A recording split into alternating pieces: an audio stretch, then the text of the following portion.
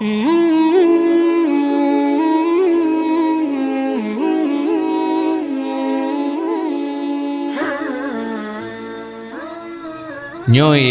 tanya mbak Rawan. Nyoi dah buat dan minta elemen nak buat gat. Nyoi buat yang paling galak ni. Lumui sa galak dalam dunia nyoi buat. Ya. Kau nyoi tulis yang kana kelak. Tulis ji kamu betul lah. Ji parik tak buat yang paling bahagia, paling tenang. Nyoi buat minta elemen. Ya. Kan betul. Tapi kalau perah buat yang paling gak dalam dunianya, satu cari ilmu, yang kedua beramal. Nyu yang menjadi modal selamat dari neraka, bahagia untuk selama-lamanya di syurga. Kan tak ada buatannya, tak ada buat. Tetapi itim soalnya alasan pegah hasil ya buat karena sibuk ya ulang, ngah alasan hasil ya ulang karena sibuk ya buat. Soalnya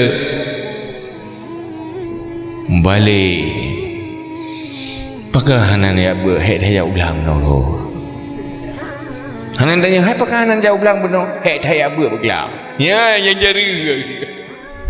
Ya, yang jari kan? Nyampu sebab karena kita nyom mentang keturut nafsu, maka kadang hana berat tak kena. Lalu berat tak ya. Laulia gempun saja. Nyom pada tempat buat hana tro pada pai ibadah hantam tro ganya hantam roh ganyan. Yang nak mitam pun umpun saja urau malang mitam pun. Hansi urau tamah malang. Yang baik dapat kap minta ilmu beribadah. Mana butoi minta ilmu butoi mairon kai lung lelehnya ke. Leleh pajak. Hai punya gemekat leleh gemekat. Alih pajak leleh gemekat. Hana leleh ya. Jadi piu hang doh piu. Hana piu. Saya gula mati hana piu. Yang jauh belang pi, pajak leleh jauh belang. Tetapi menyona akhlak jaga keseimbangan. Han hancur akhirat dengan minta rezeki. Han merempak neraka dengan menjalani kehidupan. Tapi munyo hansip akhlak, ancu dipnyo, ancu akhirat dengan dengan kehidupan doya. Pakan han darempak syurga gara-gara dong minta rezeki. Pakan tamang lam neraka gara-gara belang.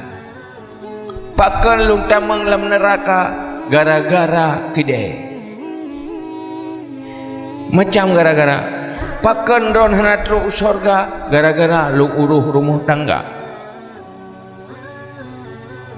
Tetapi yang namanya akhlak manusiahan akan hancur.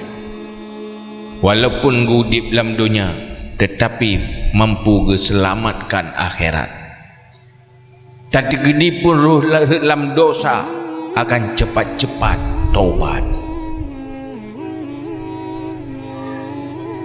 Walaupun sibuk nak kebutuhan udik dalam dunianya, macam kebutuhan yang ke kuburan hana dua. Sibuk merusak dengan makhluk, dengan Allah Khalik juga tidak pernah lupa.